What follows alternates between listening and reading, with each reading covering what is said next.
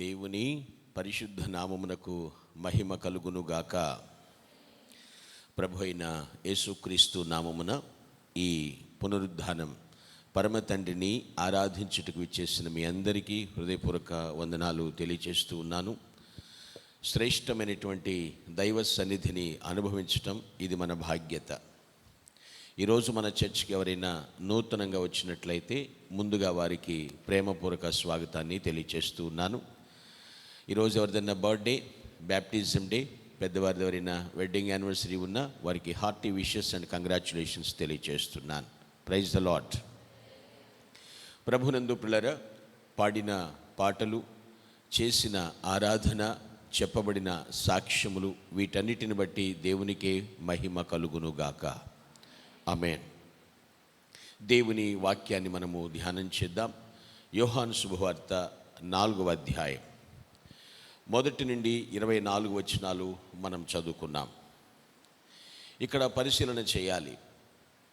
క్రీస్తు శకం 90వ సంవత్సరంలో, అనగా యెరూషలేము నాశనము చేయబడినటువంటి తరువాత, ఎప్పుడు క్రీస్తు శకం 70లో జెరూసలేం ధ్వంసం చేయబడిందని చెప్తూ ఉంటారు. నాశనము చేయబడిన తరువాత యోహాను పద్మాసు లంకకు వెళ్ళక మునుపు ఈ యొక్క సువార్తను రాయటం జరిగింది. యేసు ప్రియమైన శిష్యుడు అని పేరు పొందినటువంటి యోహాన్ యేసుక్రీస్తుని రక్షకుడుగా అభివర్ణిస్తూ రాశాడు. ఆయన అభిషిక్తుడు, దైవ కుమారుడు అని అభివర్ణిస్తూ ఈ సువార్తను రాశారు. అయితే ఇక్కడ మనం చదువుకున్న విషయం ఏమిటి? ప్రభువారు ఒక బావి దగ్గర కూర్చుని ఉండడం, మధ్యాహ్నం పూట ఒక స్త్రీ అక్కడికి నీళ్లు చేదుకుంటానికి రావడం, ఈయన ప్రభువారు ఆమెను, నాకు కూడా దాహంగా ఉందమ్మా, నీళ్లు ఇవ్వమనంటే ఆమె చెప్తుంది, నేను మీకు నీళ్లు పోసేది కాదు, ఎందుకంటే మేము సమరయులం, మీరు యూదులు. అయ్యా మీరు గొప్పవారు, ఎందుకంటే యూదులకు సమరయులకు సాంగత్యమే లేదు. ఎందుకు? వారు వీరిని అంటరాని వారిగా చూస్తారు. సమరయులు అంటే ఎవరు? యూదులకు అశ్షూరీయులకు పుట్టిన మిశ్రమ సంతానం. అందుకని వీళ్ళ నివాస ప్రాంతాలు వేరే, సమరయులవి వేరే, బావులు వేరే. వీళ్ళ ఊరికి వెళ్ళేటువంటి మార్గము గుండా యూదులు నడిచేవారు కాదు. అర్థమైందా విషయమే? అలాంటి స్థలానికి, బావి దగ్గరికి వచ్చి ప్రభు దాహం అడగడం, అయ్యా మేము మీకు ఇవ్వటం కాదు, ఇలా అడుగుతున్నాం ఏంటంటే, అసలు నీకు దాహంగా ఉంది, నీళ్లు పోయి అని అడిగేది ఎవరో నీకు తెలిస్తే నువ్వు ఇలా ఉండవని చెప్పడం. నిజంగా ఆయన దేవుని వరం, ఆయన జీవజలమే ఇవ్వగలడు అని చెప్పగానే ఆ సమరయ స్త్రీ అంటుంది, అయితే నాకు ఇచ్చేయ్యా. ఏది? జీవజలం నాకు ఇచ్చే అంటే, ఇస్తానమ్మా, సతీపతులుంటే ఇంకా బాగుంటుంది, వెళ్ళి మీ భర్తను పిలుచుకురా, ఇద్దరికి ఒకేసారి ఇస్తాను అండం.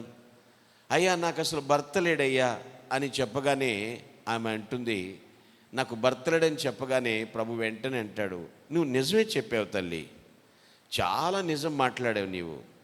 నీకు పెనిమిటి లేడు అన్న మాట నిజమే, కానీ నీకు 5 పెనిమిట్లు ఉన్నారమ్మా అని చెప్తాడు వాస్తవాన్ని. అప్పుడు వెంటనే ఏమేముంటుందంటే, అయ్యా యు ఆర్ ద ప్రాఫెట్, నీవు ప్రవక్తవని నాకు అర్థమవుతుంది.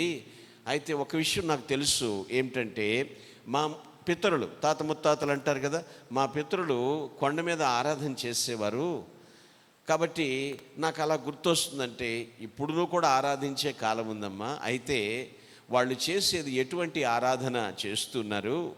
వాళ్ళు సాంప్రదాయబద్ధంగా ఆరాధన చేస్తున్నారు, కానీ సరైనటువంటి విధానం కాదు అని ఆరాధన విధానాన్ని అక్కడ చెప్తున్నాడు ఆయన.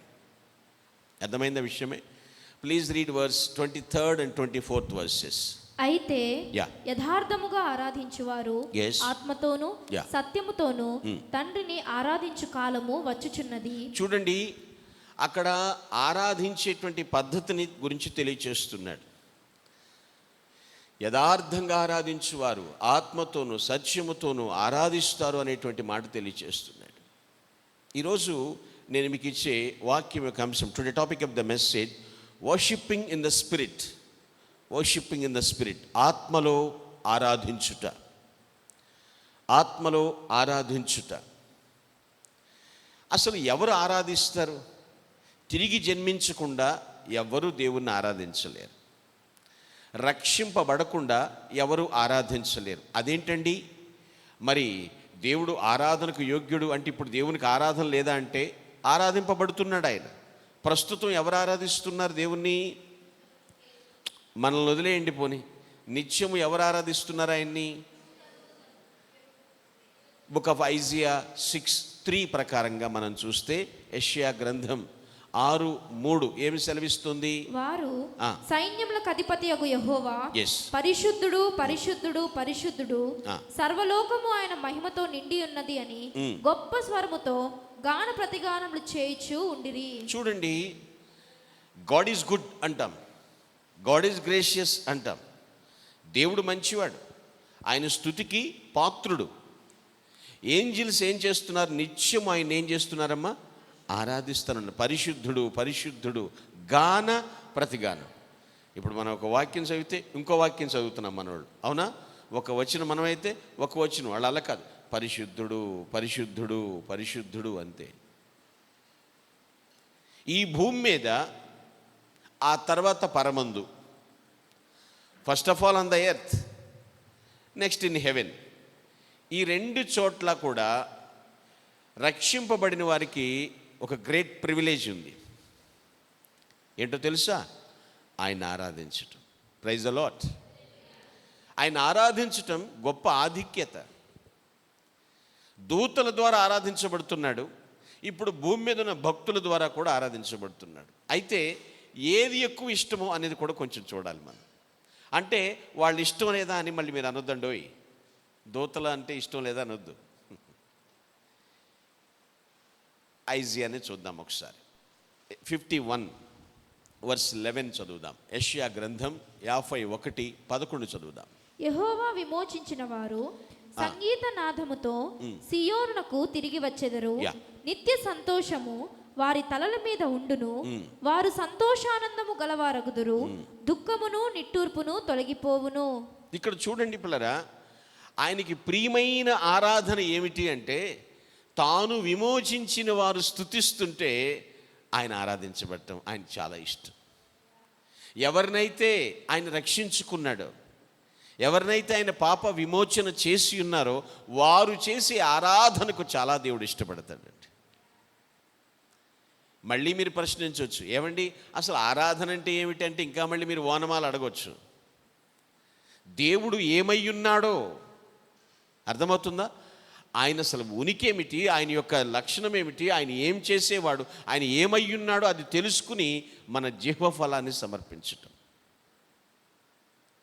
అలాగని ఆరాధన ఆరాధన ఆరాధన ఆరాధన, స్తోత్రం స్తోత్రం స్తోత్రం, ఇది కాదు. ఆయన ఏమై ఉన్నాడో, ఏమి చేశాడు, ఏమి చేస్తున్నాడు, ఏం చేయబోతున్నాడు, ఆయన యొక్క గుణగణాలన్నిటినీ కూడా మనం పూర్తిగా ముందు తెలుసుకుని ఉండాలి. ఎవరినైతే ఆయన రక్షించాడో, ఎవరైతే ఆయన్ని సొంత రక్షకునిగా అంగీకరించారో, వారు ఆరాధిస్తుంటే, వారు దేవుని ఘనపరుస్తుంటే చాలా హ్యాపీగా ఫీల్ అవుతాడు ఆయన. అర్థమైందా విషయమే?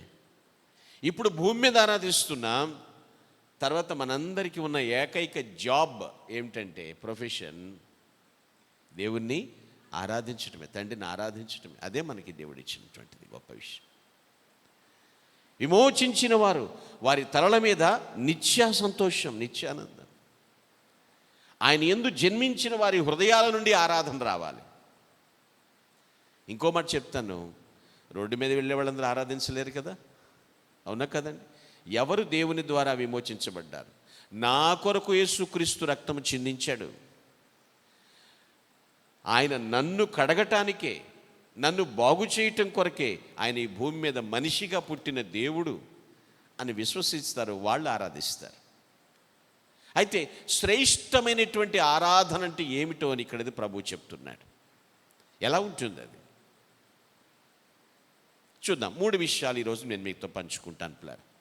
వర్షిప్పింగ్ ఇన్ ద స్పిరిట్, ఆత్మలో ఆరాధించుట అంటే. ప్రభువు చెప్పిన మాటలను ఆంతర్యాన్ని తెలుసుకుందాం.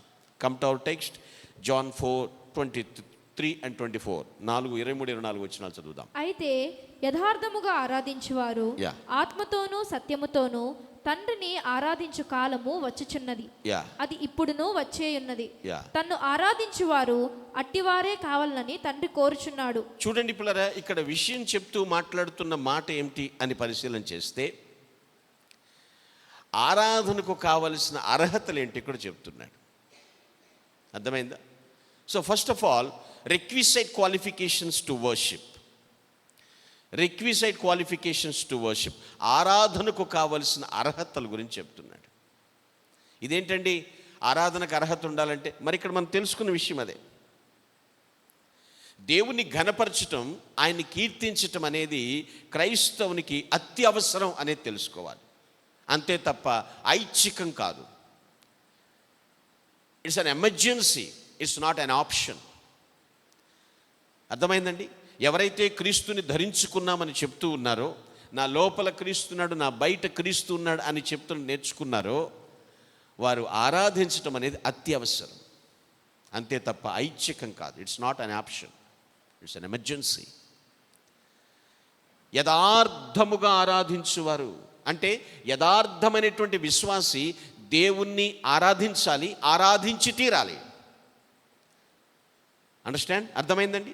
యథార్థమైనటువంటి విశ్వాసం. దీనికి క్వాలిఫికేషన్, రిక్విసిట్, కావలసిన అర్హత ఏమిటి అంటే ఏంటి ఇక్కడ చెప్తున్నాడు? మరలా చదవండి 23వ వచనాన్ని.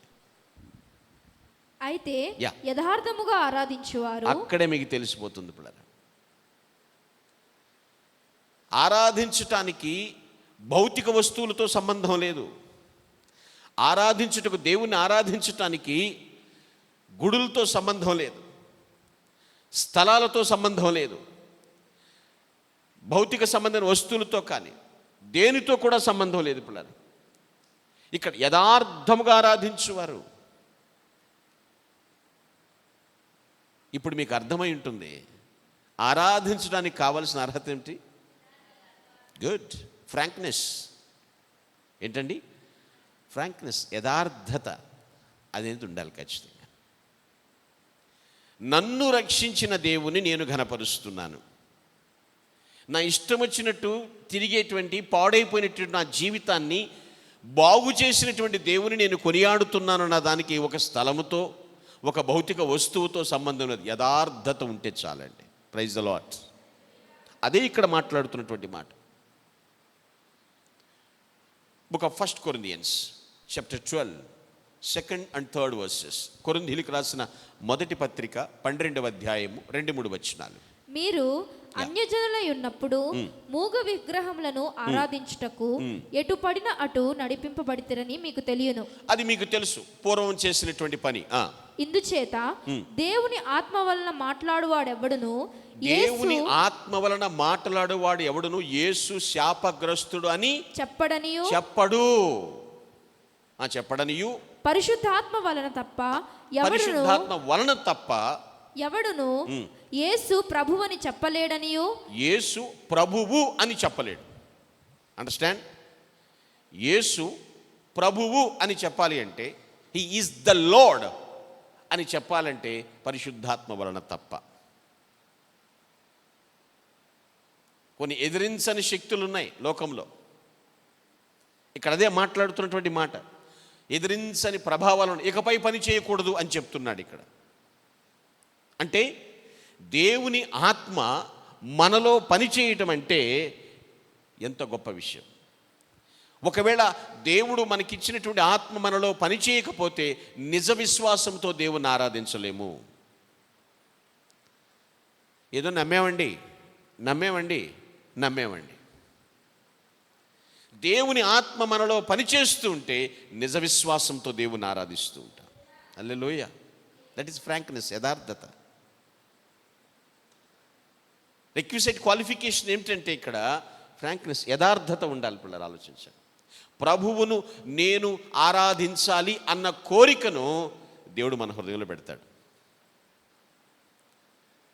ఈరోజు పునరుద్ధానం, లేదా ఈరోజు సోమవారం, లేదా ఈరోజు మంగళవారం ఆరాధించడానికి దినాలతో సంబంధం లేదు. ఏ రోజైనా ఏ క్షణమైనా ప్రభువుని ఆరాధించవచ్చు. ఎందుకంటే మన జీవితాలు బాగు చేశాడే, మనల్ని పునీతులుగా చేశాడు, పరిశుద్ధులుగా చేశాడే, తన ప్రశస్త రక్తం చేత శుద్ధి చేశాడే, మనల్ని ఈ స్థాయిలోకి తీసుకొచ్చాడే. ఆరాధించడానికి సమయం ఏముంది? స్థలాలతో సంబంధం ఏముంది? సంస్థలతో సంబంధం ఏముంది? ఆయనను రక్షించి ఉన్నాడు. వాక్యము నీ యొద్దకు వచ్చింది, వాక్యము నిన్ను వెలిగించింది, ఆత్మదేవుడు నిన్ను ఒప్పించాడు. నేను ప్రభువుని ఆరాధించాలి అన్న కోరికను దేవుడు ఇక్కడ పెడతాడు.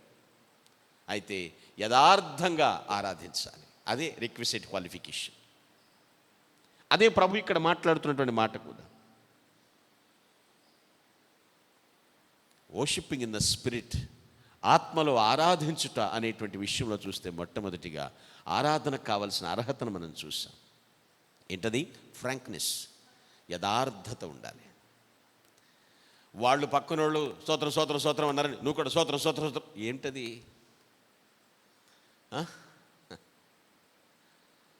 ఏది యథార్థత?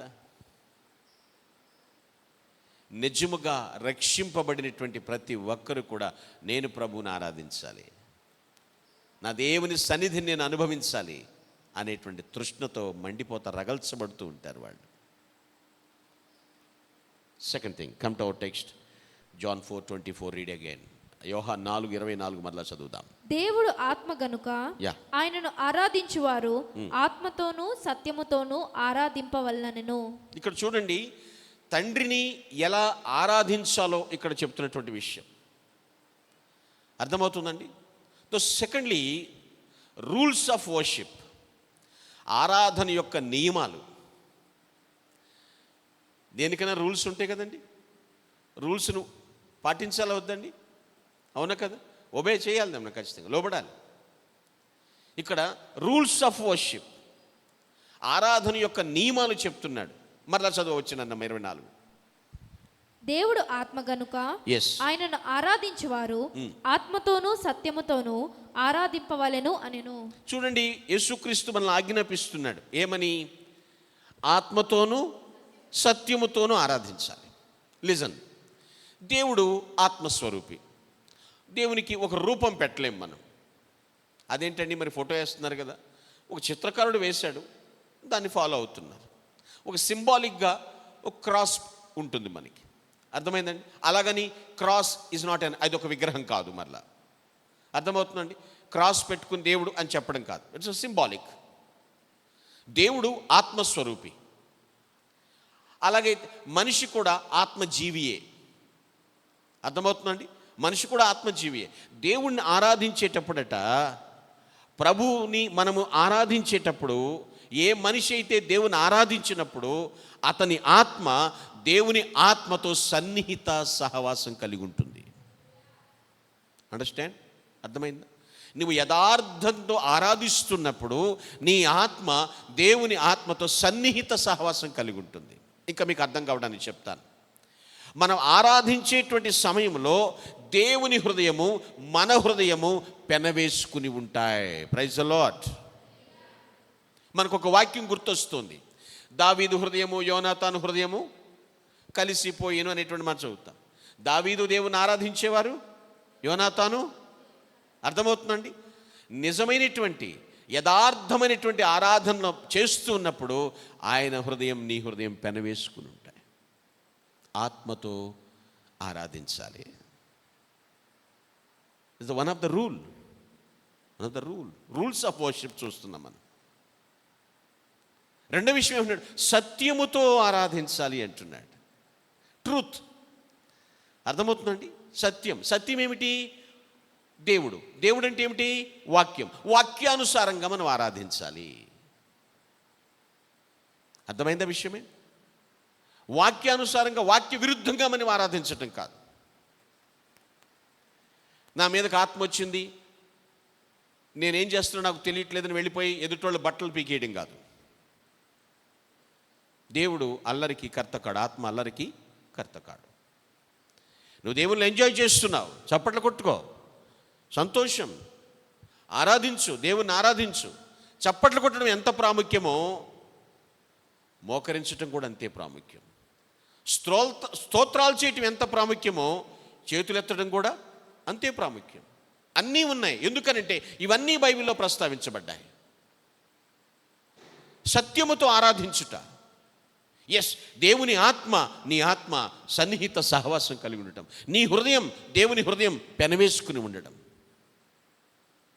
ఆత్మతో ఆరాధించు, సత్యముతో ఆరాధించు, వాక్యానుసారంగా మనం ఆరాధించాలి. అదే ఇక్కడ దేవుడు కోరుతున్నటువంటి మాట. తెస్సలోనికీయులకు రాసిన మొదటి పత్రిక 5వ అధ్యాయం 23వ వచనం. Book of first Thessalonians. Bibles తెచ్చిన వారు దయచేసి బైబిల్స్ తెరవండి. బైబిల్స్ లేకపోతే పక్క వాళ్ళు బైబిల్ అన్న చూడండి. అలా నా ముఖం చూసినా ఏం తెలియదు కదా. దేవాలయానికి వచ్చినప్పుడు బైబిల్ తెచ్చుకోండి అని చెప్తున్నాను, లేకపోతే తీసుకోండి అని చెప్తున్నాను. ఎందుకంటే వాక్యం చదవటం వల్ల కూడా మనకు విజ్ఞానం పెరుగుతుంది. నీకు తెలిసిన వాక్యమే కావచ్చు, మరొకసారి దాన్ని చూడటం మన లక్షణం. అది చూడండి, బుక్ ఆఫ్ ఫస్ట్ తెస్సలోనికన్స్ 5:23. సమాధానకర్తయగు దేవుడే మిమ్మును సంపూర్ణముగా పరిశుద్ధపరచునుగాక. మీ ఆత్మయు జీవమును శరీరమును మన ప్రభువైన యేసుక్రీస్తు రాకడయందు నిందారహితముగాను సంపూర్ణముగాను ఉండునట్లు కాపాడబడునుగాక. మన ఆరాధన వాక్యానుసారమైనదిగా ఉండాలి. గ్రహిస్తున్నారు విషయాన్ని? నేను మరలా చెప్తున్నాను పిల్లరా, స్తోత్రాలు చేయటం ఎంత ప్రాముఖ్యమైందో సంతోషంగా పాటలు పాడటం కూడా ప్రాముఖ్యమైంది. చేతులెత్తటం ఎంత ప్రాముఖ్యమైందో మోకరించటం కూడా అంతే ప్రాముఖ్యమైంది. మోకరించటం ఎంత ప్రాముఖ్యమైందో ఒక్కొక్కసారి మౌనంగా ఉండడం కూడా అంతే ప్రాముఖ్యమైనది. ఇవన్నీ మన బైబిల్లో ప్రస్తావించబడ్డాయి. సో ట్రూత్, స్పిరిట్, అర్థమవుతుందండి? స్పిరిట్, ట్రూత్, ఆత్మతో సత్యముతో ఈ రెండు కలిసిందని ఏమంటారంటే సంపూర్ణ భక్తి అంటారు దాన్ని. సో ఆరాధనకు కావలసిన ఆరాధన యొక్క నియమాలు ఏమిటి అంటే ఫుల్ డివోషన్, సంపూర్ణ భక్తి, యథార్థముగా ఆరాధించాలి. అది అర్హత. ఆత్మతో సత్యముతో ఆరాధించాలి. అవి నియమాలు, రూల్స్. అర్థమైందా విషయం? థర్డ్లీ అండ్ ఫైనల్లీ మూడో విషయం చూద్దాం. Come to our text, John 4:23. Please read. అయితే యథార్థముగా ఆరాధించువారు ఆత్మతోనూ సత్యముతోనూ తండ్రిని ఆరాధించు కాలము వచ్చుచున్నది, అది ఇప్పుడును వచ్చేయున్నది. తన్ను ఆరాధించువారు అట్టివారే కావాలని తండ్రి కోరుచున్నాడు. ఇక్కడ చూడండి, for the father seek the such to worship him. తన్ను ఆరాధించువారు అట్టివాలే కావాలి, అది తండ్రి కోరిక. ఏమండి, నేను ఆరాధిస్తున్నాను, సండే వచ్చాను 2 hours గడిపాను, వెన్స్డే మిడ్ వీక్ వచ్చాను, ఒక 1 hour గడిపాను, థర్స్డే ఉమెన్స్ ఫెలోషిప్కి వచ్చాను, ఒక 1 hour గడిపాం, ఫ్రైడే ఇంటర్సెషన్ టైంకి వచ్చాం, ఒక 1 hour గడిపాం. ఏంటండి ఇంత ఆరాధన చేసాం? ఏంటి అంటే దానికి బహుమానం కూడా ఉంది. So thirdly, reward to worship. ఆరాధనకు బహుమానం, ఆరాధనకు బహుమానం. నేను పెద్దగా దాన్ని ఇబ్బంది పెట్టని చెప్పేస్తాను. ఆ బహుమానం ఏమిటి అనేటువంటి విషయం చూస్తే, దేవుణ్ణి ఎవరైతే యథార్థంగా ఆత్మతో సత్యముతో ఆరాధిస్తారో ఆరాధించే వారికి దొరికే బహుమానం ఏమిటంటే ఫాదర్, తండ్రి అండి బహుమానం. ఆయనే మన బహుమానం. ఈ లోకంలో కొంతకాలం ఉండి వాడిపోయే, రాలిపోయే, ఎండిపోయే, పగిలిపోయే బహుమానాలు కాదు. అలాగని వాటిని నేను విమర్శించట్లేదు. మన గౌరవం కొద్దీ, మనం సాధించిన విజయాల కొద్దీ ఇచ్చిన బహుమానాలు మన దగ్గర ఉంచుకుంటాం, తప్పేమీ కాదు. కానీ శాశ్వతమైనటువంటి బహుమానం, ఆరాధించే వారికి దొరికే బహుమానం ఏమిటంటే అవర్ ఫాదర్. ఆయనే బహుమానం. తండ్రి అంటూ ఉంటే కదా ఏదైనా చేసేది మనకి, అవునా కదండి? ఎవరా మీకు గొప్ప ఎవరినంటే మిమ్మల్ని అడుగుతుంటే మై డాడ్ అంటాం. My dad is my gift. తన్ను ఆరాధించువారు అట్టివారే కావాలి. ఏ తండ్రి కోరుకోడు నా పిల్లలు నా అంత కావాలి, నాకన్నా గొప్పవారు కావాలని? మనము దేవుని కంటే గొప్పవారం కాదు, కానీ దేవుని పోలి బతకాలి. మనలో ప్రభుని చూపించగలగాలి. ప్రభువుని చూపించటం అంటే ఆయనలో ఉన్నటువంటి లక్షణాలు మనలోంచి బయటికి రావాలి. ఎంత కృపామయుడో ఆ కృపలో ఉన్న లక్షణాలు ప్రేమ, జాలి, దయ, కరుణ, ఒకరిని రక్షించాలనే తపన, అగ్నిగుండపు అంచును ఉన్న వారిని యువతలకి లాగాలి, నరకమునకు జోగుతున్న వారిని రక్షించాలనే ఆ తపన ఉండాలి.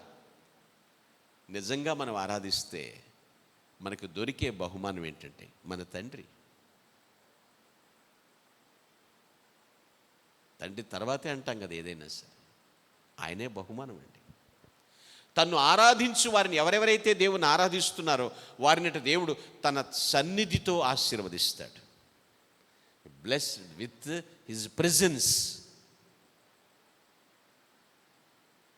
తన సన్నిధితో దేవుడు ఆశీర్వదిస్తాడు. మహిమ నీకే ప్రభో, ఘనత నీకే ప్రభో, మహిమ నీకే ప్రభో, స్తుతి మహిమ ఘనతయు ప్రభావము నీకే ప్రభో, స్తుతి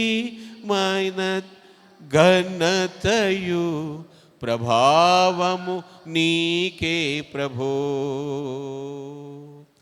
ఆరాధనా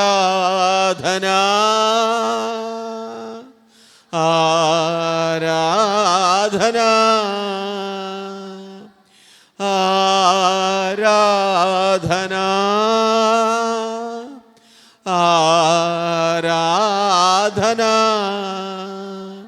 ప్రియ యేసు ప్రభునకే, నా యేసు ప్రభునకే, ప్రియ యేసు ప్రభునకే, నా యేసు ప్రభునకే, మహిమ నీకే ప్రభు. సమీపించరాని తేజస్సునందు వసించు అమరుండవే, రావే సర్వాధిపతివే, నీ సర్వం నాకిచ్చితివే. సమీపించరాని తేజస్సులో నీవు వసించు అమరుండవే, శ్రీమంతుడవే సర్వాధిపతివే, నీ సర్వం నాకిచ్చితివే. ఆరాధనా ఆరాధనా ఆరాధనా ఆరాధనా ప్రియ యేసు ప్రభునకే, నా యేసు ప్రభునకే. Praise the Lord. సమీపింపరాని తేజస్సులో ఉన్నాడు ఆయన, కానీ మన సమీపమునకు దిగి వచ్చాడు ఆయన. మానవ రూపిగా మన దగ్గరికి దిగి వచ్చాడు ఆయన. ఆయన ఇచ్చిన ఆజ్ఞ ఏమిటంటే, ఎవరు దేవుని యథార్థంగా ఆరాధిస్తారో, ఆత్మతో సత్యముతో ఆరాధిస్తారో వారికి రివార్డు ఉంది. ఆ రివార్డే అవర్ ఫాదర్, తండ్రి. చాలామందిని ప్రశ్నించాను అనుకోండి, మీ నాన్న కావాలా, మీ నాన్న ఇచ్చే గిఫ్ట్ కావాలంటే ఏం కోరుతారు? అబ్బో చాలమ్మా మీ ప్రేమ కనపడిపోతుంది బాగా, మా నాన్నే సూపర్. ఆయన్ని మించిన బహుమానం ఏది ఉందండి?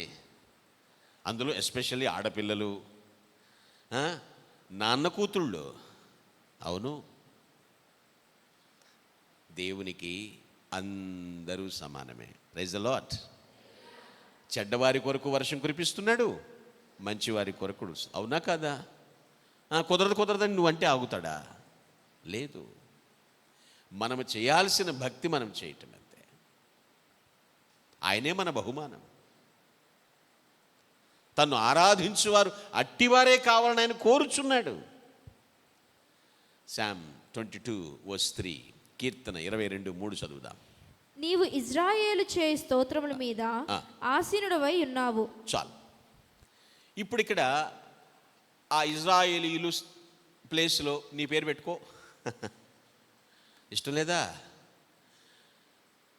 మనము చేసే స్తోత్రాల పైన ఆయన ఆసీనుడై ఉన్నాడు.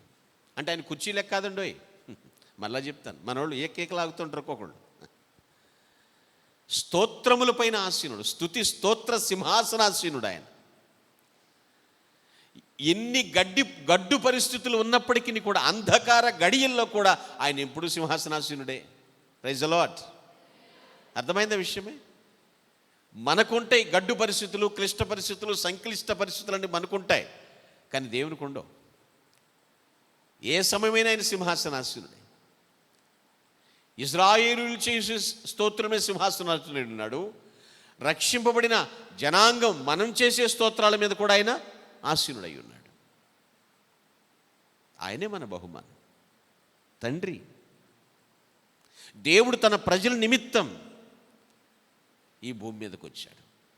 సో కాబట్టి తన ప్రజల స్తుతుల మధ్య సింహాసనాసీనుడై ఉండి మహిమ పొందుతూ ఉంటాడండి. ఆయన మహిమపరచబడుతూ ఉంటాడు ఆయన. అంతే. కొంచెం దుఃఖకరమైన విషయం ఏంటంటే, స్తోత్రం అని కూడా సరిగా పలకలేం కొందరు. విమర్శించడానికి ఈ మాట చెప్పట్లేదు నేను. మనము ఘనపరిచేది దేవుణ్ణి కాబట్టి చాలా జాగ్రత్తగా పలకాలి. ఒక మనిషి దగ్గర అపాయింట్మెంట్ తీసుకుని ఆ మనిషి దగ్గర మాట్లాడటానికి వెళ్తున్నప్పుడు ఎంత జాగ్రత్త పడతాం. ఇవే మాట్లాడాలి, ఇవి మాట్లాడకూడదు, ఇవి నోటంట రానికూడదు, ఈ పాయింటే మాట్లాడాలి, దీన్ని 2 నిమిషాలే మాట్లాడాలి, తర్వాత వెంటనే ఇంకో టాపిక్కి వెళ్ళాలి, టైం అయిపోద్ది, వెంటనే మాట్లాడేసేసి అనుకోవాలి. అని ఏదో ఉంటాయి మీ వీక్నెసెస్. మరి దేవుని స్తుతిస్తున్నాం. ఒక ఆయన అంటాడు స్తోత్రం స్తోత్రం స్తోత్రం అంటాడు. స్తోత్రం ఏమిటి?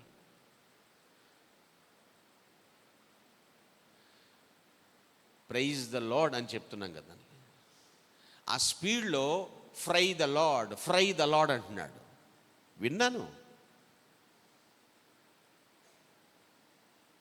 ఒక ఆయన గ్లోరీ టు గాడ్ అంటారు కదండి. గ్లోరీ టు గాడ్ మనకు రాకపోతే పలకూడదు. అది మౌనంగా ఉంటే మంచిది కదా. మౌనంగా కూడా స్తుతి చెల్లించవచ్చు. అవునా కదండి? జరిగిన విషయం చెప్తాను. ఒక ఆయన ఇంట్లోకి వెళ్ళి ప్రార్థన చేస్తున్నారు. ఆమె ఒక్కతే ఉంది, భర్త లేరు.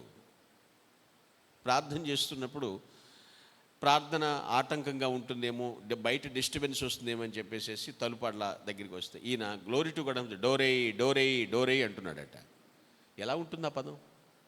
ఆ పదం ఎలా వెళ్తుంది? గ్లోరీ టు గాడ్ ఆయన దృష్టిలో, కానీ బయటికి ఎంత మారిపోయిందండి అర్థం. అర్థమైంది విషయమే. దేవుని స్తుతించేటప్పుడు నేను క్రొత్త పదాలు వెతుక్కోండి అని చెప్పట్లేదు, కానీ ఆయన ఏమై ఉన్నాడో మీరు గ్రహించండి. ఆ మీరు గ్రహించిన దాన్ని బట్టి దేవుణ్ణి ఆరాధించండి. నువ్వెంతగా దేవుని ఆరాధిస్తావో ఆ బహుమానం అంత సమీపంగా నీకు ఉంటాడు. అంత సమీపంగా ఉంటాడు. ఆయనే మన బహుమానం. నేను ముగింపులోకి వస్తున్నాను పిల్లరా. Today topic of the message worshipping in the spirit. ఆత్మలో ఆరాధించుట. 3 విషయాలు చెప్పాను.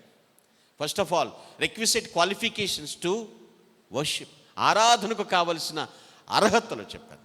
ఏంటి మెయిన్ అర్హత? ఫ్రాంక్నెస్, యథార్థత ఉండాలి. Secondly rules of worship.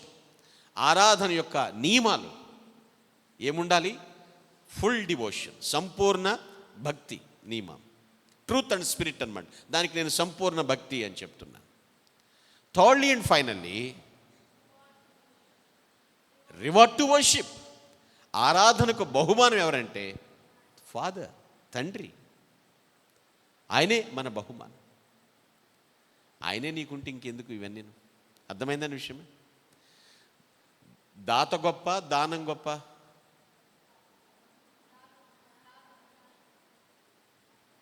మీ తాత గొప్ప అని చెప్పొద్దు. దాత గొప్ప, దానం గొప్ప? దానం దాత. స్పాన్సరే మనకున్నప్పుడు, డోనరే మనకున్నప్పుడు ఏమన్నా డొనేట్ చేస్తారు, ఏమన్నా స్పాన్సర్ చేస్తారు. తండ్రి మనకున్నప్పుడు తన పిల్లలు అడిగింది తేకుండా ఉంటాడా? క్షేమం కలిగించే ప్రతిదీ తీసుకొస్తాడు. అవునా కదండి? రివార్డ్ ఆయన, రివార్డ్ టు వర్షిప్ ఏమిటంటే తండ్రి. కన్క్లూజన్కి వద్దాం. ఫిలిపియన్స్ 3:3, ఫిలిప్పీ పత్రిక 3:3. ఎందుకనగా శరీరమును ఆస్పదము చేసి కొనక దేవుని యొక్క ఆత్మ వలన ఆరాధించుచు క్రీస్తు యేసునందు అతిశయపడుచున్న మనమే సున్నతి ఆచరించువారము. చూస్తున్నారు ఈ మాటను? ఎవరైతే ఆత్మలో ఆరాధిస్తూ ఉంటారో వారు దాన్ని అతిశయంగా భావించవచ్చు. అర్థమైందండి? శరీరాన్ని ఆస్పదం చేసుకుంటాం కాదు. ఈ దేహము దేహమే, కానీ ప్రాధాన్యత దేనికి ఇమ్మంటున్నాడు?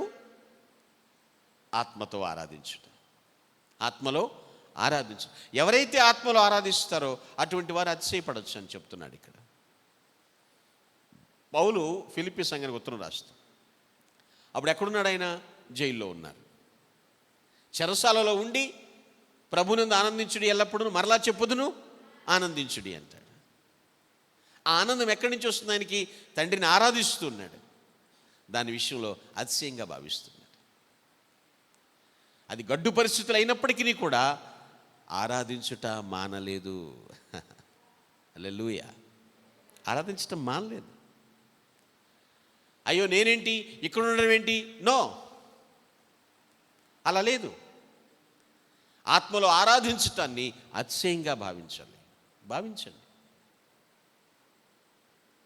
Book of Revelation chapter 4, 10th and 11th verses. ప్రకటన గ్రంథం 4వ అధ్యాయం 10-11 వచనాలు. ఆ 24 పెద్దలు సింహాసనమునందు ఆసీనుడై ఉండు వాని ఎదుట సాగిలపడి యుగ యుగములు జీవించుచున్న వానికి నమస్కారము చేయుచు. ఆయన ఎప్పుడంట?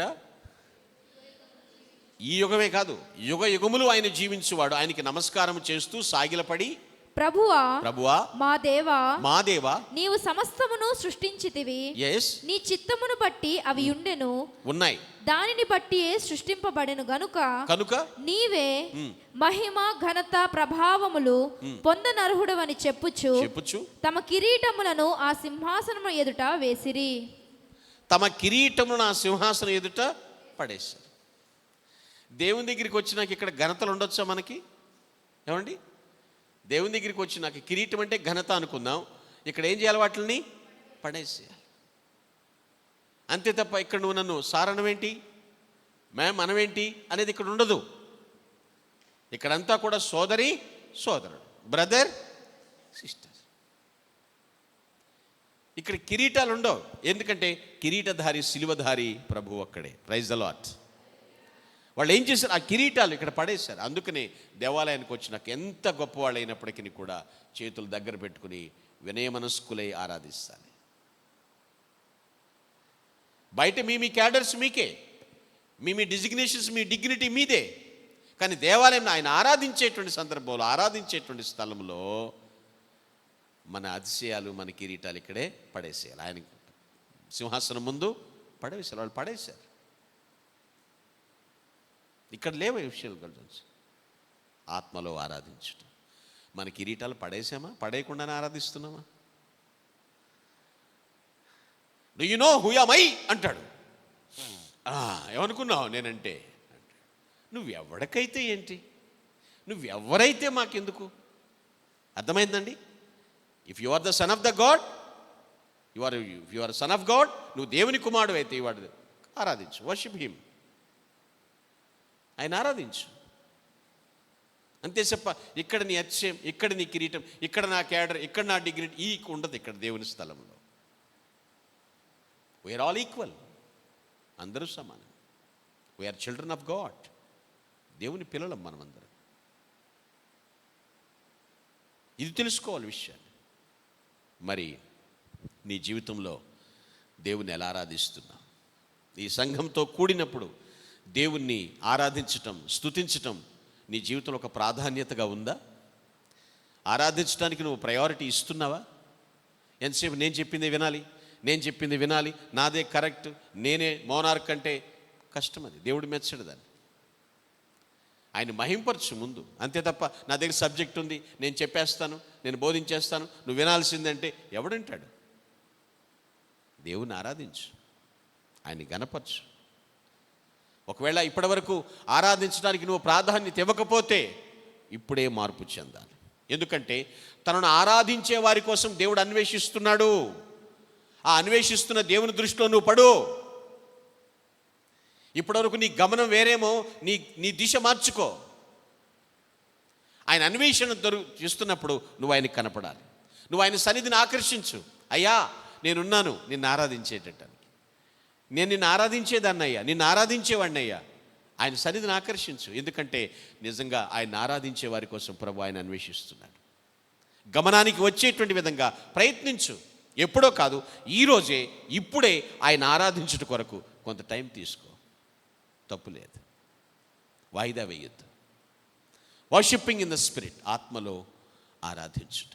నీ పక్కన ఏదో చేస్తున్నాను నువ్వు చేయటం కాదు, అది ఇట్స్ నాట్ ఇంటిగ్రిటీ. యథార్థతతో ఆరాధించు, సంపూర్ణ భక్తితో ఆరాధించు, తండ్రి కోసం ఆరాధించు. ఆయన నీ బహుమానం. ప్రభువా సరైనటువంటి ఆరాధన, శ్రేష్టమైనటువంటి ఆరాధన చేస్తాను అన్నట్లయితే please all of close your eyes, let us pray. అందరూ తలలు వంచండి, కళ్ళు మూసుకోండి, ప్రార్థన చేద్దాం. ఓ దేవా నీకు వందనములు. సమరయ స్త్రీ కళ్ళు తెరిపించారు. సమరయ స్త్రీ వెళ్ళి ఊరందరినీ కూడా ప్రభు దగ్గరికి తీసుకొచ్చింది.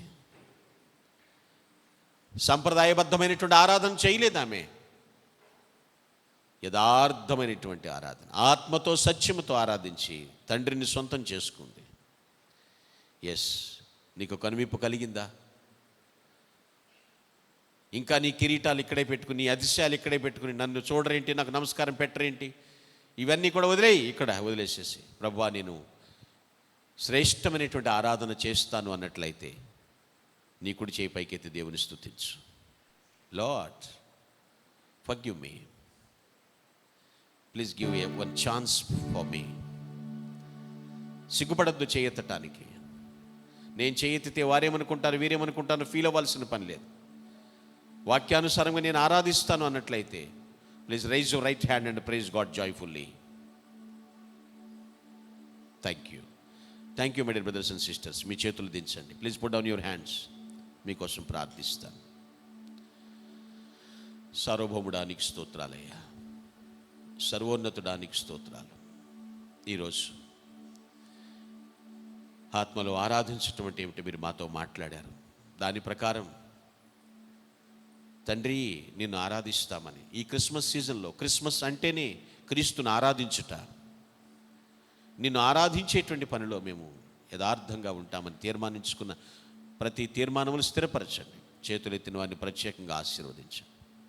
క్రీస్తు పేరిట దీవిస్తున్నాను దేవా, ఆమేన్. డియర్ చర్చ్, అందరూ అలాగే తలల వంచి కళ్ళు మూసుకుని శిలువ ధ్యానంలో ఉందాం. క్రీస్తు యొక్క శిలువను